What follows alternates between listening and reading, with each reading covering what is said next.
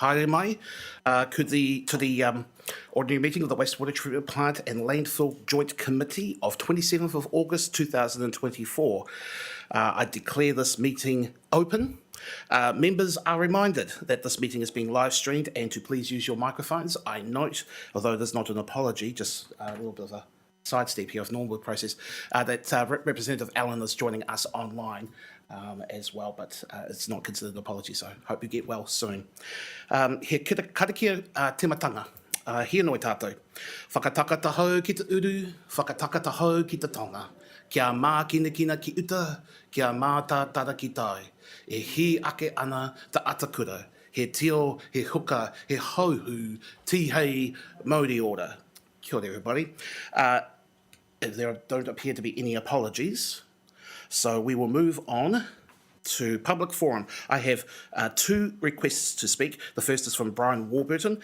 For 5 minutes. The bell will go at 4 minutes, and then again at 5 minutes. And then after that will be Michelle Wachowski and Mari Wright, who will have a total of 10 minutes. The bell at 8, and again at 10 minutes. Now, just before I ask Brian to come up, members can ask questions of clarification only and cannot enter into debate with speakers. Speakers should also take note of the restrictions and standing orders, including that the topic of the public forum must fall within the terms of reference of the committee. A speaker cannot speak on an issue they have previously.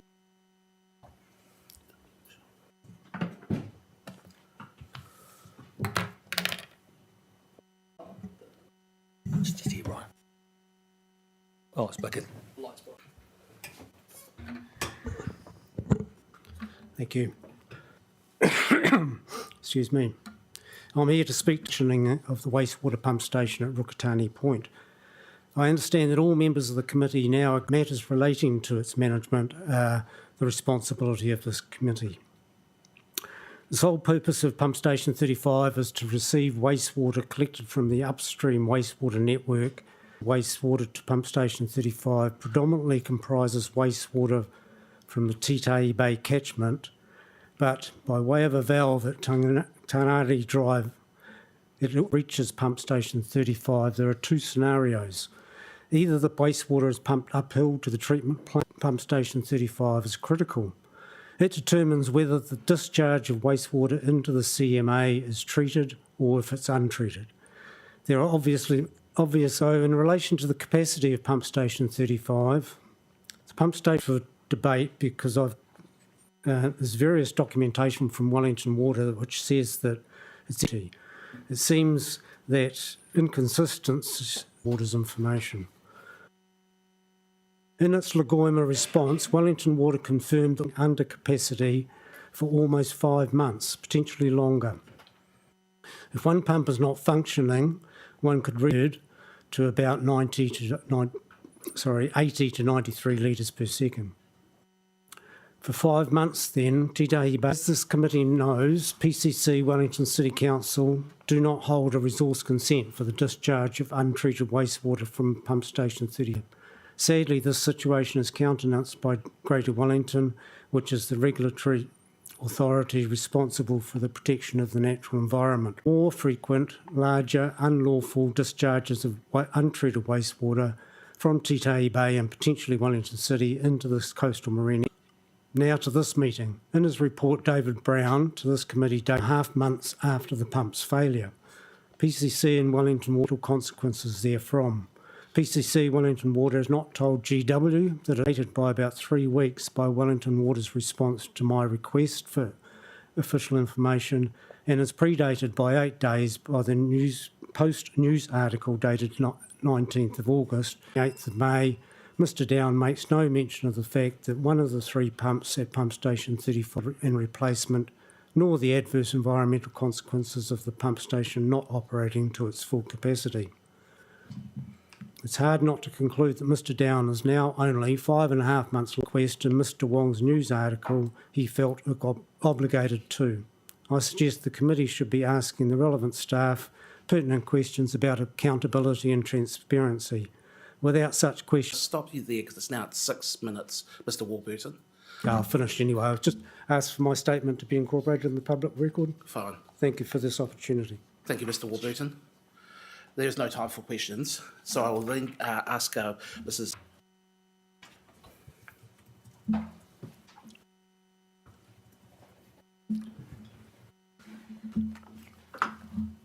Thank you for letting me speak today.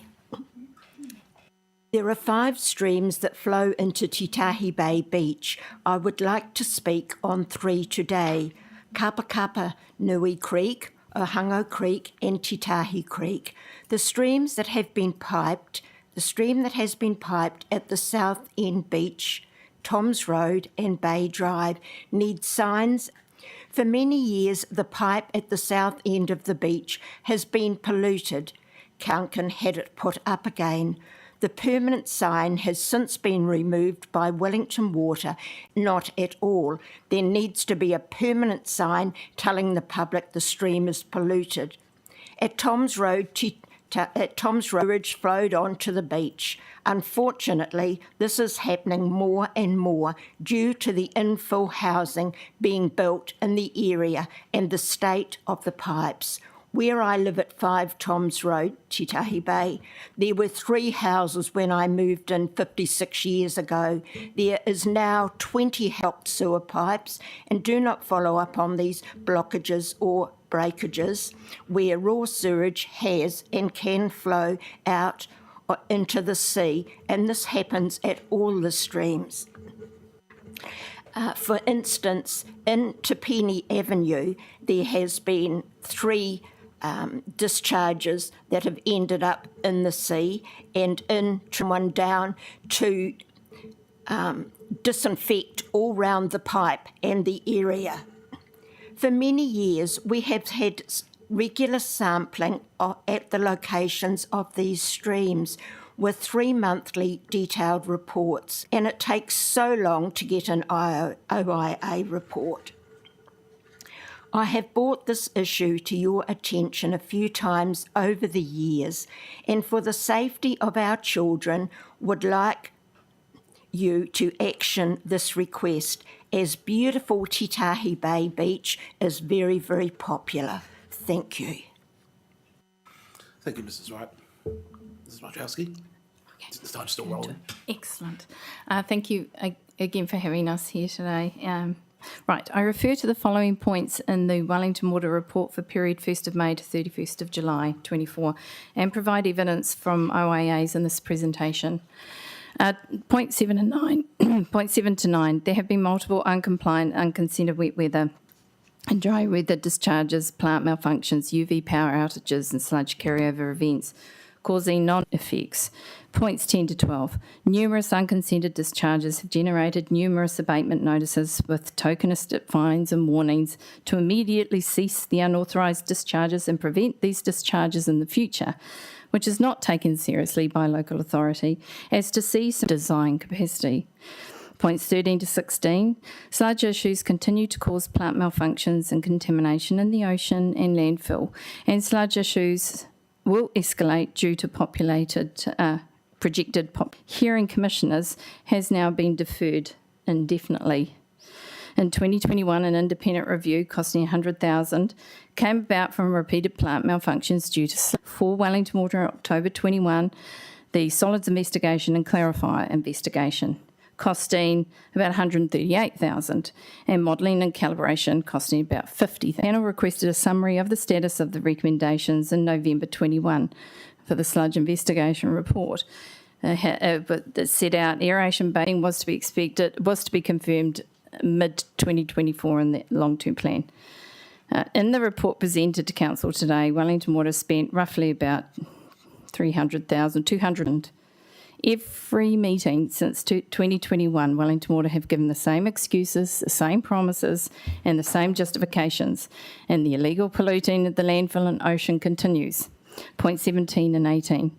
Since June 22, when the new UV was installed, the same promises and same justifications, and the illegal polluting of the landfill and ocean continues. Have a look there at the table that I provided. Sludge tonnage continues to grow. In 2022, we learned it costs $2 million per year for turd taxi. How much this is, and do the math. How much longer can the ratepayer afford this? The station had 3 discharges for the reporting period of May to July 2024, evidenced in OIA leads and downplays that the pump station only had 1 discharge. the Wellington Water Report or the joint venture meeting of the 28th of May and referred to by Brian Warburton. Perhaps Wellington Water was compelled to fess up after recent media exposure that this week. Council chose to spend millions on Duck Creek, the size of a paddling pool compared to Titahi Bay and surrounding ocean. I refer here to have a look at this Porirua Wastewater Flow Monitoring final report. I wonder how many of you have actually read this report. We did. Tani Point, they only did it for one day. Valor Street was 17 minutes and Rukatani Point Pump Station was for 15 minutes, or actually 13 minutes. So approximately monitoring 15 minutes is the end. Once again, we see evidence of misleading, distorting and dumbing down of data in Wellington Water reports. See, we've read the report. Treatment plant's not working all that well. Yet, and we go into the ocean, we see it, smell it, swim. It's polluted because of the treatment plant and the dysfunctional lines. We remind you of the 6th of April, when a member of the public videoed a discharge from the outfall pipe, which Wellington Water only then confirmed afterwards there was a discharge. They mislead the council and community back then authorities to do the basics better. But in the 5 years we've been attending these meetings, local authorities have been doing the basics better. The projects Wellington Water promise and should be seeking the truth and demand reliable data and reports to make informed decisions. Our communities and the environment need protecting now for the future, so please do the basics better. Thank you very much. It's gone 10 minutes, 20 seconds, so we actually have gone over our 10 minutes allotment. Does need any of those reports that I've referenced in here, I'm more than happy to send all the links and all the reports and all the OIAs to him so you can have a better look. I urge you to. Thank you. So we are now moving on to item 4, conflicts of interest. I call for any conflicts of interests. There are none. No notification of extraordinary business. There are no items for extraordinary business. Move that we confirm these minutes are. Porirua Kelly. I have a question of clarity before they are confirmed. Yes. If that's okay. So I'll move them. Yep. And then we'll seek a second, Councillor Duncan. So now, Porirua Kelly, please ask your question of clarity. Thank you, Mr. Chair. The clarity that I'm looking for is that an item asks for the substantive clauses to be taken separately and also for division. What I'm looking for is clarity with how it's written, because it says where the division is, clause 1 and clause 2, and yet thinking is clause 2. So I don't, if we could just get some clarity about what that division entailed, because it looked... Just 1 second.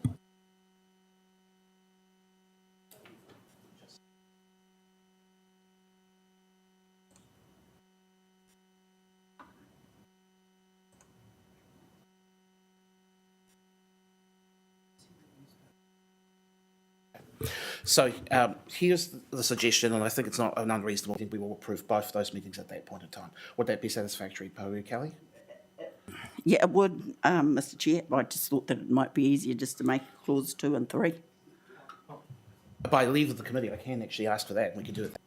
Yeah, well, let do what you said in the first place. Okay, so look, I will we'll move through this off from this item, noting that we are going to come back with a revised version of the minutes to be approved. Obviously, no one would be happy that we've have to do this, but thank you very much for your understanding, Porirua Kelly, in particular, for us to enable that to happen. Okay. So therefore, let us, before I go any further, because I just want to make sure we got 2 things clarified before we go into item 7. First of all, I do want to thank both officers and more members of the committee to get answers to their questions before the meeting proper, and following up on questions of the public record. My view has been that also asked officers that in the future that they will work on making sure that all of this material is incorporated into the substantive report that is put on notice that the public address the committee because of the changes in staff, so that everyone's aware of who we are talking to when it comes to specific questions. Mike? Kia ora, thank you very much for your indulgence, Mr. Chair. Committee members, just to update you on a couple of changes we've made to our staff at the council. The old faces but new appointments. So Mr. Down is now the manager of waste. Previously he was a manager of water and waste. Now Mr. Down is solely focused on waste. And behind you, Ms. Dovey, Olivia Dovey, is now the manager of water services. So what we've done is simplified our structure so that we have a single person responsible for waste, that's Mr. Down, and a single person who's responsible for it. But I just thought I'd let you know that those two, we've tied it up, so we've got those two people now responsible for those two functional areas. Thanks, Mr. Chair. Thank you, Mark. Just one last thing prior to the beforehand, with regards to the minutes, just to be clear, the item is being laid on the table until the next meeting. That is the provision that we are. The motion being that the Joint Committee received the report. Do I have a seconder? Councillor Duncan, thank you. So I'm going to ask for officer comment. David, I know that we've also have Jeremy and Steve here from Wellington Water as well, and thank you very much for coming in, as well as the work that you have done over these past few weeks in terms of trying to make adjustments to help with our new process. Committee members, I'm reminded of a phrase. So with that, David, I'll leave it to you for comment, and then we'll go to questions. Yeah, thank you, Mr. Chair. Just for clarity, we're on item 7.2 landfill. 7.1, but it has here officer comment David Down. My apologies. Jeremy, please take it from here. Thanks, Mr. Chair. Just noting that there's been a number of questions submitted and we've responded to them. Just appreciate the new process. Gives us better ability to give more thorough consideration of the questions. So just thanks for that, and take the reports as read. And any other questions? Okay. Councillor Duncan had some that he submitted. I don't know if you wanted to take that now. Or? Well, that might be useful because I note that there was a. Mine is just clarity. Okay. So we're on point 7.1. 7.1. Right. So the report, the author of the report is David Down, and the authoriser is Mike. So why is Jeremy talking to it? Well, I guess, it's up for officers to redirect questions as they see fit that may help the committee as part of making that decision in their roles.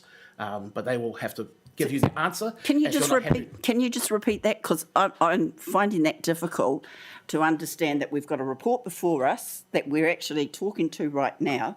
The author is Porirua City Council, David Down, and it's authorised by clarity. Is because this was one of the big concerns that we had in our last meeting, was that when we were asking questions of the report that was before us, the responses that we were getting from Wellington Water was they were telling us, but Wellington Water, like this, where's the transparency here? So my understanding has always been that members of the chief executive, that has been a process in all council meetings irrespective.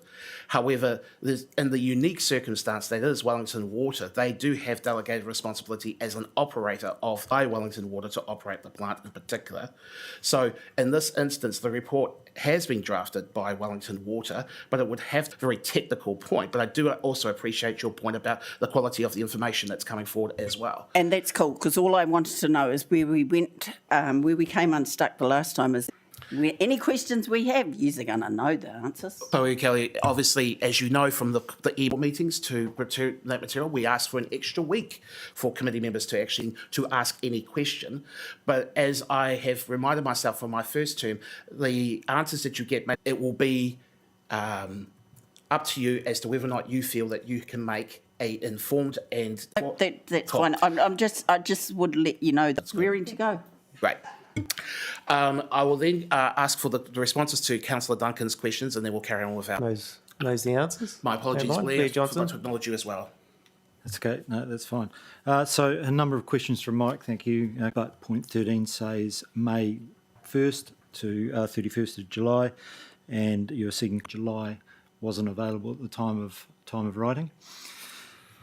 Second question was point 14, item 7, report due on 10th of August on 2 faecal coliform excesses. Do we get to see them? And I can forward you the link of that. We're still waiting to get the report from Veolia on the faecal coliform exceedances on the 8th and 9th. Point 15, item 8, power outages seems to be a default excuse for unconsented overflows. We had, our response is we had 4 power interruptions over the last 12 months, and the power supplier or plant faults in those instances. The backup power supply at the site, which kicks in when there is a power outage, does not power the plant occurs. A project is underway, which will not usually result in a undisinfected. That's actually failing for you, is it? No, they don't provide it. In Terracocci, levels mostly below lower sampling results. Only one site, Site C, out of all the samples taken. So that, which means most of the samples that were taken, commissioning is limited to verifying fault signals, so how effective. This is a risk-based approach taken by Veolia and Wellington to simulate the faults by switching off process areas for approximately 2 hours, which would result in, and it was felt that avoiding unconsented discharges due to commissioning was the best solution. Okay, Representative Allen, I see your hand's up, so I'll allow you to. You may have answered it. Point number 12, where you received an abatement notice, which event did that relate to, or did that relate to multiple events?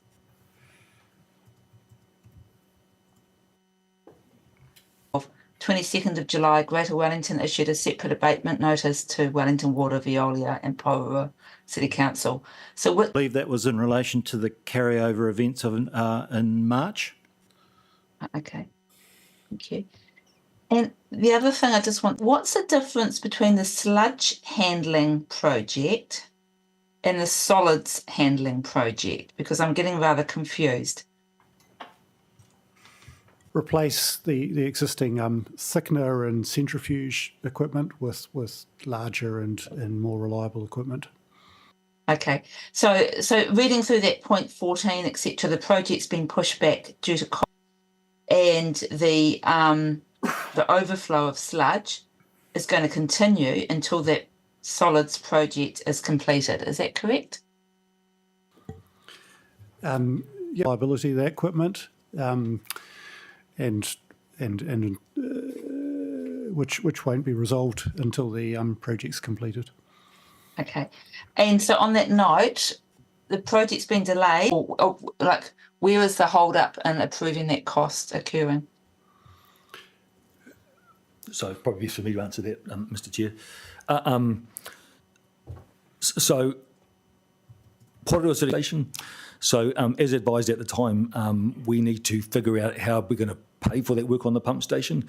And so one of the things that we're looking at doing at the moment is this specific project to see what we can do in terms of... So yeah, I'm just trying to get my head around. So what that implies to me is that when there's an issue with sludge causing problems, there's actually nothing running. Water to make sure we mitigate that risk as best we can with the resources available.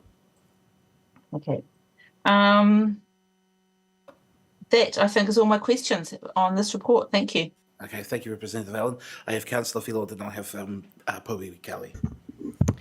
Okay, so I'll just follow on from what to the funding for the sludge handling. The answer that we got was around the concept design and that it's sites. So and it seems to indicate that earthworks was the cost. The new building quite close to the main building, the treatment plant site. Mm-hmm. And then as we developed that, we were looking at this 50-year horizon and what else might need to happen at that site. And so the decision was made to move it to a location that would fit in better with longer term development of the site. That's involved more earthworks than we're able to fit in. Can I ask where it's you're looking at moving? Is it quite a bit further away from the site, or I've been there. So.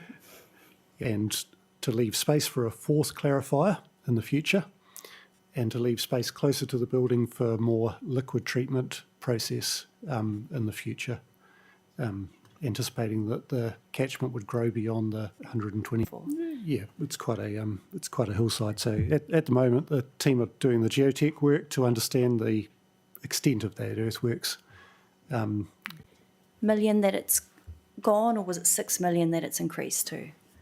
The project, the estimate. The original estimate allowed for in the LTP is around about 20. What else is included in that? As I said in my response, the largest difference is the earthworks.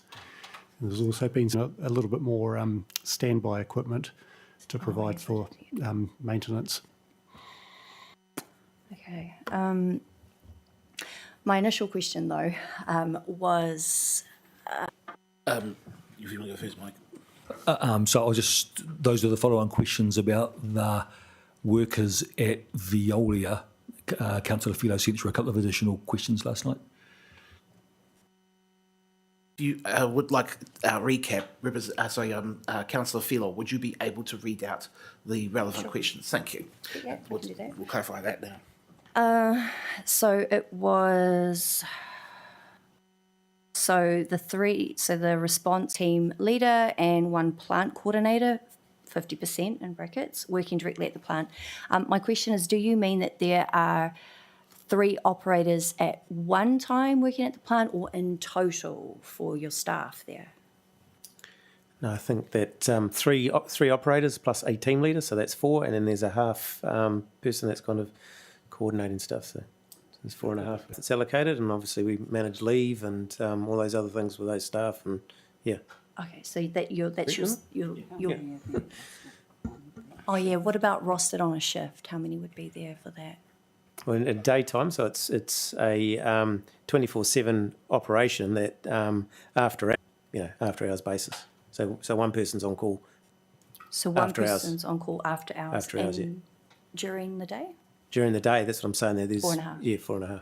Okay, so sorry. Including the person on standby. So if that person's worked through the night, then they might be on stand down the next day. Sorry, just to be clear. So it's 4.5 during the day and half staff members. So everybody's working that you have on your team. 4.5 people are allocated to Porirua, yes. Yep. Okay. I had some food. No, don't worry about that actually, because you've just answered it. It was question 16. So what the average amount of time the staff who are working at the treatment, basically I was asking how long they're the operator, 12 years, that's awesome, and the other 2 permanent staff members are on 1 year's leave of service each. So my question is the team leader on a working visa? And if he is, when does his visa end? So these are Veolia staff, so these are questions that we've posed to Veolia. Okay. So I can't answer that part of the question, but I can certainly follow that up. So, and it's not the team leader with 12 years experience.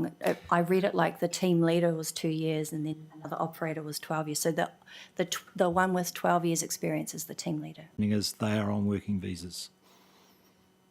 Okay. But as I say, these are Veolia staff. We've posed the questions. We may have missed enough. We're happy to ask Veolia for their response. Okay, thank you. And just a clarification question on this same topic. This was point 23, and it was around in your response, you mentioned that this independent review is looking at plant performance across the 4 metropolitan, Porirua in particular. Did I get that wrong, or? So we initiated the review. It was 2 parts. The Water Committee has asked us to review our major supply, looking at how we were going to approach looking at the most recent sludge carryover that we've been talking about at this committee, and so the timing was good. So the combination of both. I'll leave it for now. Okay. Yeah, thank you. Thank you, Councillor Phil. Porirua Kelly. Thank you for this report. Before I carry on where Councillor Philo has left it, I just wanted to refer to the priorities work, and in particular, I'm thinking at Rokatane Point. One of the things that did concern me, because I never see it talked about, but it is a priority, sludge or raw sewage going out. Why would odour be a priority when in this report There were no complaints for odour. And in the last report for the year, there were 4 complaints and they were only in summer. So I'm just pitching that to you. I don't really need an answer. It's just something that I was thinking about. The effects, the negative effects, seem to be less than minor when you're talking about the negative effects from sludge or from the things going out to. So that was just a point I wanted to make. I did want to talk to the skilled technicians, is because we had a very lengthy visit and conversation about what's actually going on in the plant, at the plant station. And the quality of our tools and our resources that we have at the plant. The thing that really concerned me, and one of you can answer this, is the people. Because what we have been told is that the contractor is using imported Filipinos, was what we were actually told, bringing them in on a year's quit, and yet they're being put in charge of these $1 million resources. What did he say? He said to me that it's like you have an aeroplane, and you have to take years to understand how to pilot and to fly it, and yet we're giving these young people in charge of our plant. And one of the big concerns, and you'll remember when we had that big overflow, and it was 26 hours before we were even told that discharge was going out. The very skilled technician was. So why did it take that long? The reason why it took that long, was it 30 minutes? Was less than an hour. But it was 26 hours that we had raw sewage going out into our waterways. So mahi that aren't fully trained, they're not skilled technicians, they're not up to speed with how to read the readings, operate the machines, when to turn things on and around all the time. And what this skilled person said is what they would like to actually see, what he would actually. There is a question, you'll have to do your best to unpack that. If there had been debate, it would have gone for 5 minutes, and I would have said that was the 5 minutes allowed under standing orders. So I'm just reflecting, Porirua, to utilise your tool that we do not put ourselves in any position which, with regards to our employment responsibilities, which would then become more of an issue of a brief, but that Porirua has asked for a response to her question. And in that question, it could be your review that you're doing, but of more concern is, are you aware that this is happening? I can answer the engineers that we've got, and we've got quite a few Filipino engineers across Wellington Water, and they're some of the best qualified engineers we've got. In fact, one of the leading members of my team is a Filipino engineer, and absolutely have 100% faith in his qualification as wastewater treatment plants, because it's not pleasant. So we do get very good access to Filipino engineers from Veolia, being an international company, and so yeah, we're very grateful that these people come over and work on the plants where our people don't want to. And you're quite right, Jeremy, that was also told to us, that that's one of the concerns of getting the right people, is that our ones don't. But when we're in our country, in our city, to learn what is required. Now, if you can answer the question though, 26 hours when it could have been stopped in a half an hour, because the people that were on duty. For a start, the discharge couldn't have been stopped in half an hour. It was due to the clap got to the level where it was discharging, so it wouldn't have mattered who was on the ground. The discharge would have continued until the hydraulic load dropped off.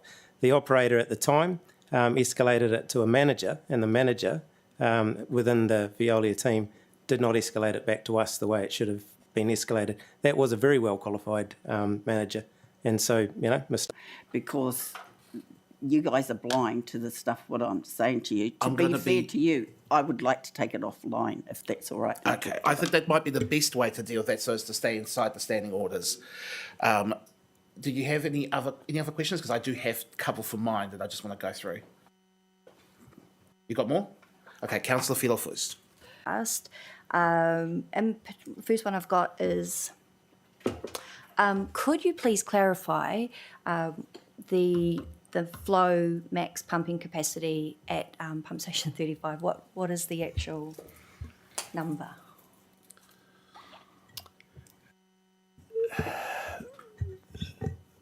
The pump station 35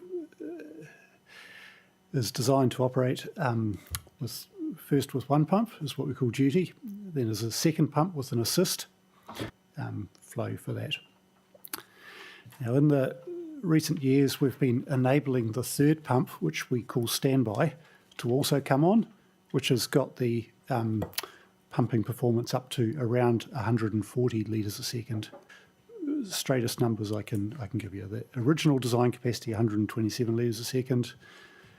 When three pumps are available, which is beyond the design state of the pump station, it's.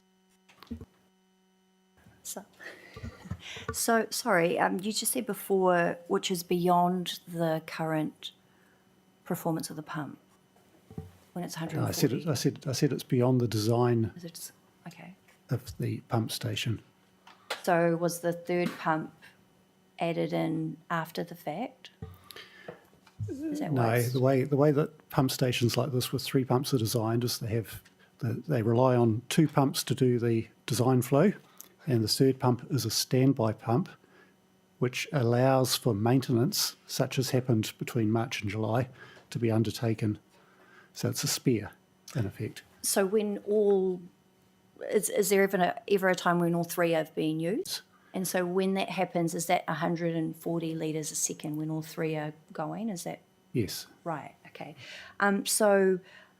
Why was this committee not notified in our May meeting about that pump not being in operation? Operator's reasoning for that is because it was a standby pump, so the pump had equipment for its design capacity.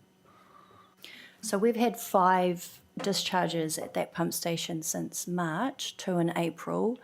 It's down a third of capacity.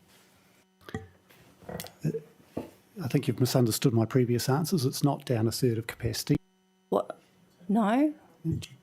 Why? Okay, so here's a question. Just to be clear, why did we have 5 discharges then? so that's because we've got a pipe network that's Weathered.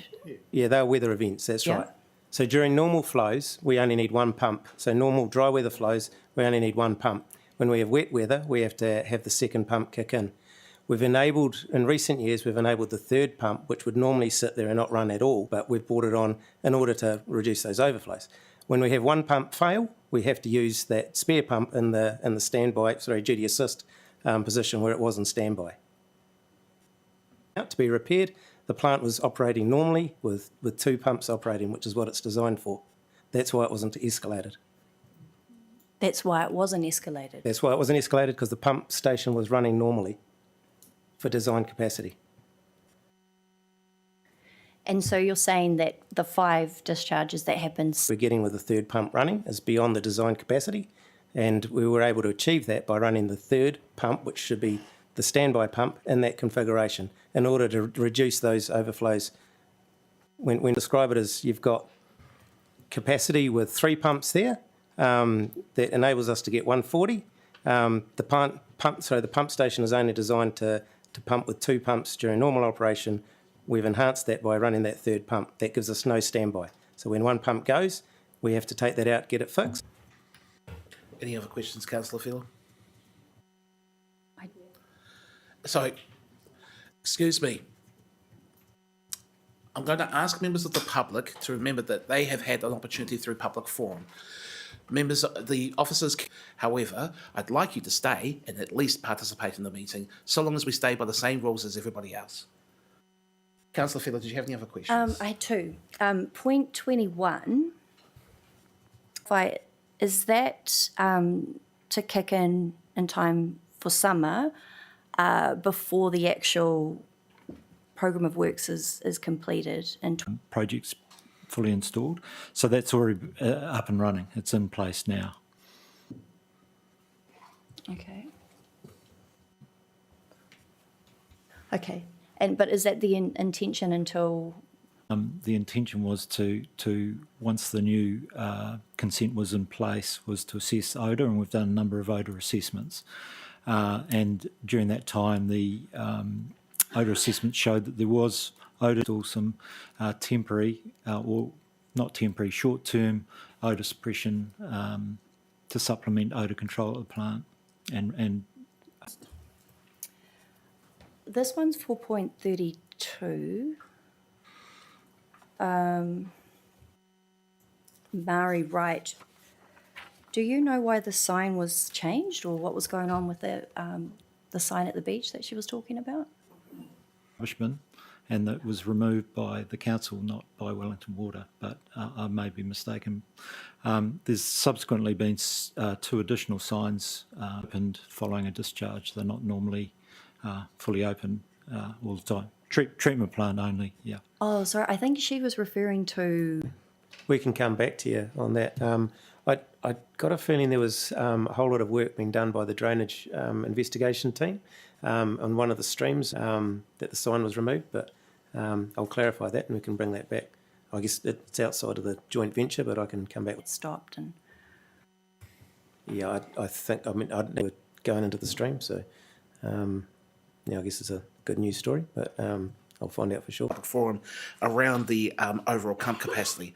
But let's just be clear, so I'm going to ask the pump station is to improve capacity through incorporating the pump's design to enable, in the needs from an overall perspective, to reduce the likelihood of there being overflow events. Is that correct?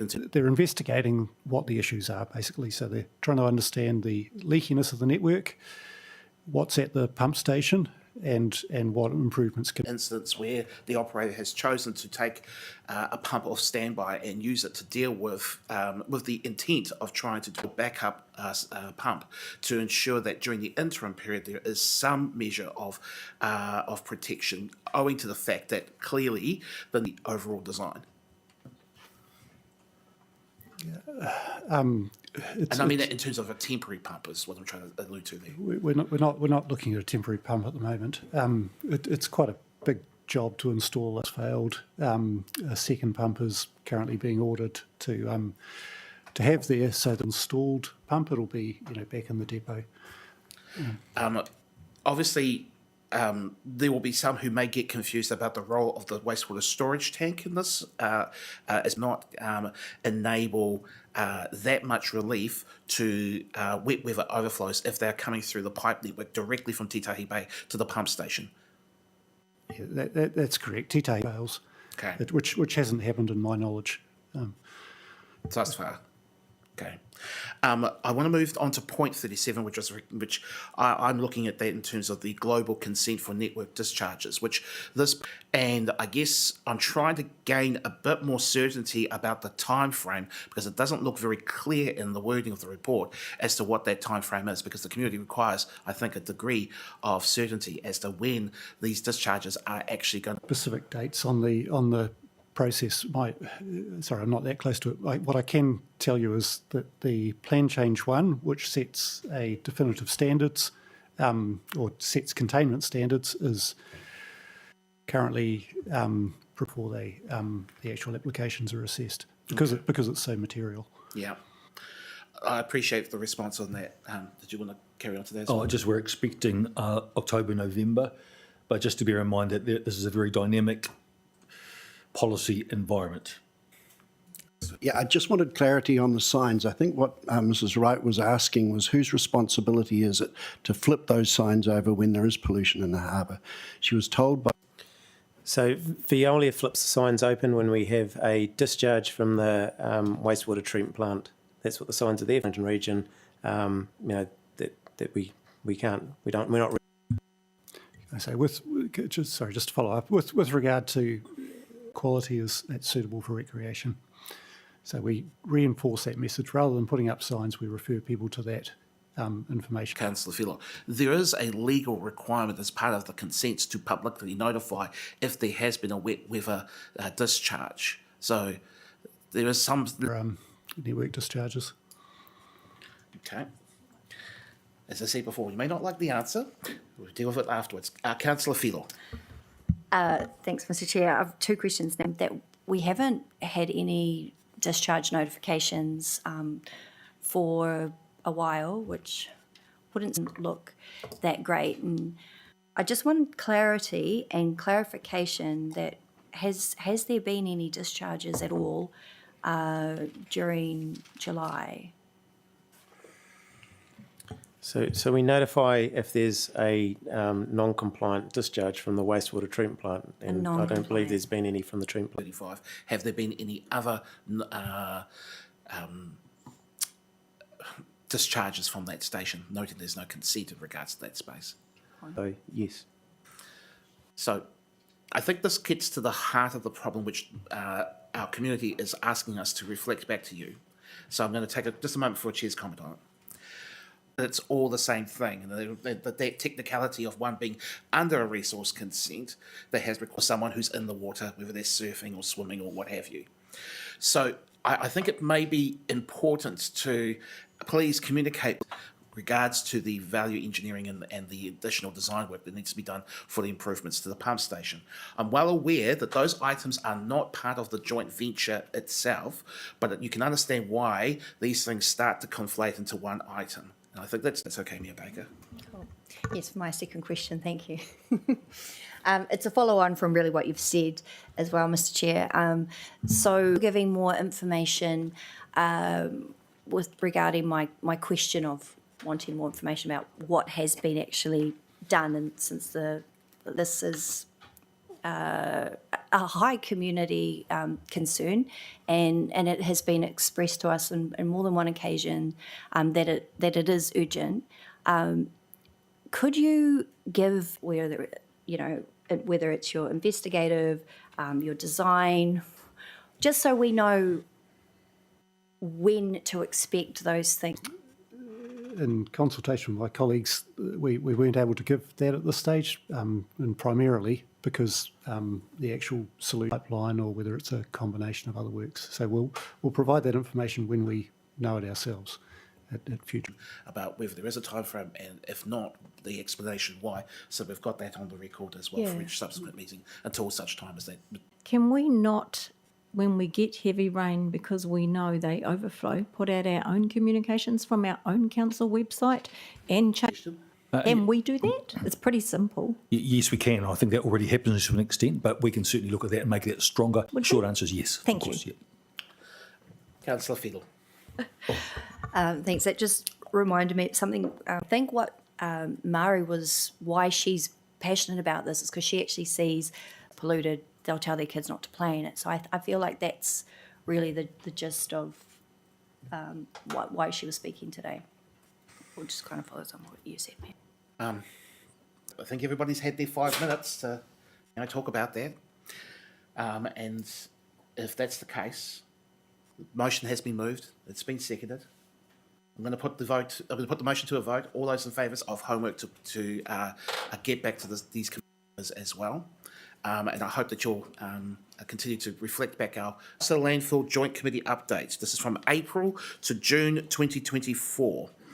I'm going to move the motion. More of these, you get a steak knife set. So I'm going to ask for officer comment from David Down and then go to questions. Information about in this report. We've got a public statement going out shortly to tell community about it, and their car tyre was $10.50, and the cost for dropping off a tractor or truck tyre was set at $22.50. Under the TyreWise scheme, they're zero. So that's a little bit of a saving for somebody wanting to bring tyres in, $50 a month, that have been dumped around the place. So under this scheme, they'll be able to bring them in for free as well. Apologies, I should have dropped that little bit of information in, but we'll certainly broadcast that out when we do the statement. That's encouraging news. Any questions? The first one is just a question on page 29, the first page, March 2024. So can I just have some clarification that the information in this report is to do with... now to get onto my questions, the TyreWise scheme looks really, really good. where will the tyres actually go to? I can get some more information on them. So they're not staying at the landfill? Not landfills, no. Okay, great. It just wasn't clear in the report where they actually went to installation with all the linked, the 3 monitors that you're going to be getting in.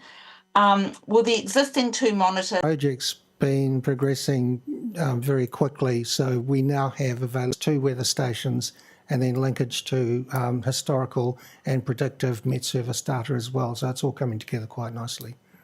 Excellent. To that stage yet. However, I would be looking for a community liaison group meeting later in September and hope to be able to show that some intelligent data.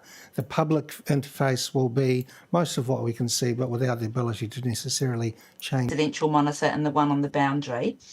And your point 20 in the report in the inside the boundary of the landfill into the residential area, it's likely not to meet the ambient air quality standards. Would it not be timely to move that to another area in Tawa, particularly as, although this is, I have no factual evidence to back from further northwest rather than from the area where the monitor currently is situated.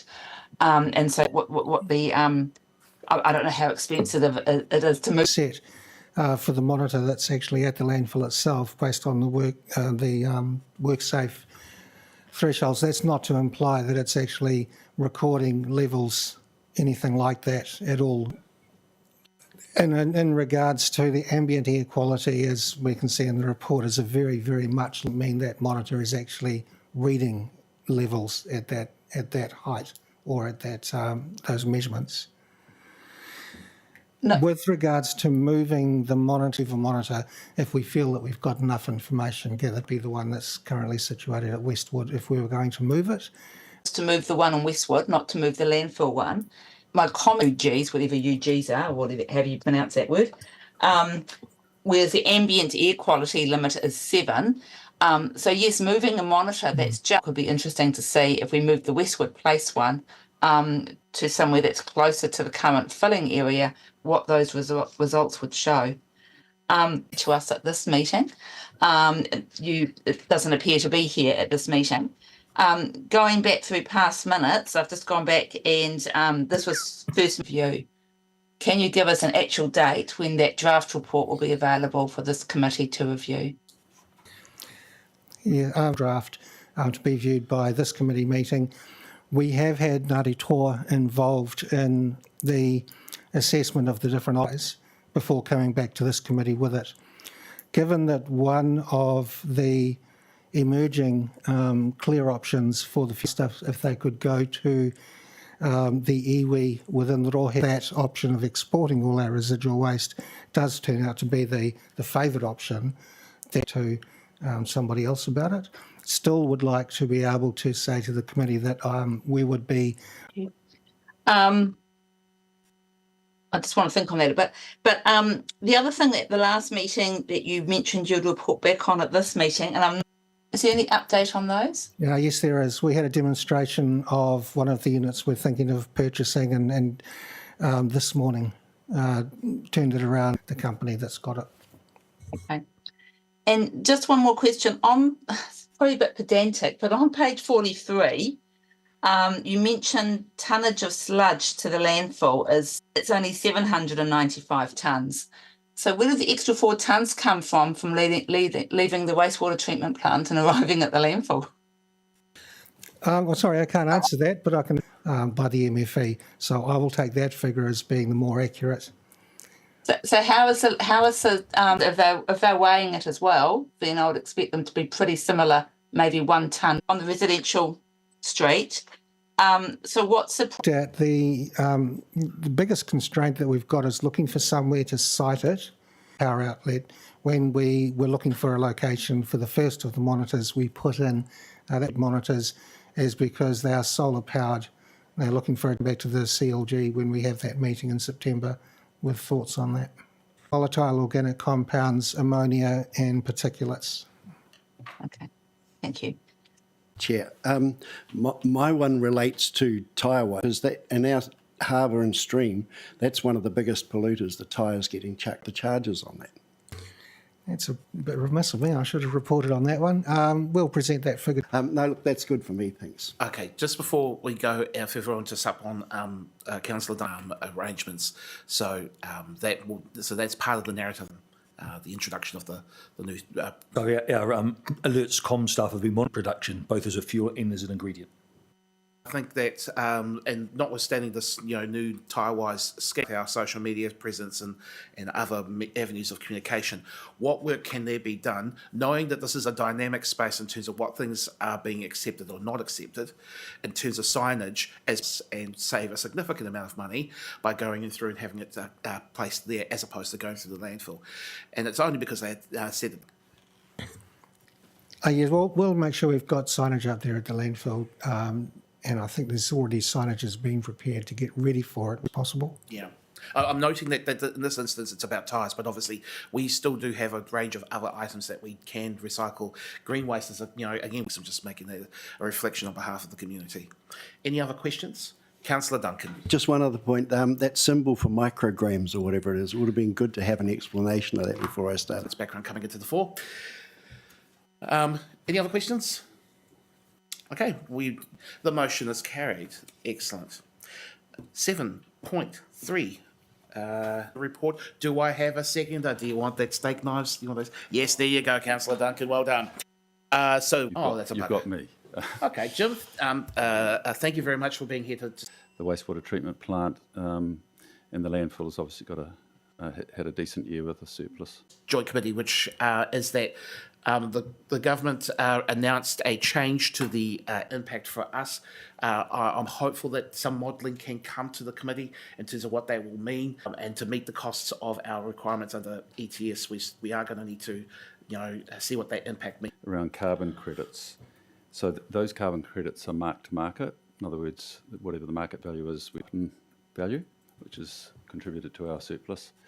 And in terms of the value of our credits that we've got on the balance of our reserves. Credits we hold already. That's right, and that's what's estimated through the budget. Yeah. All those in favour say aye. To the contrary, no. Abstentions. It's Kat and Mike. I will go to our karakia whakamutunga. He no e tatu. Aroha mai. Tātou ia tātou.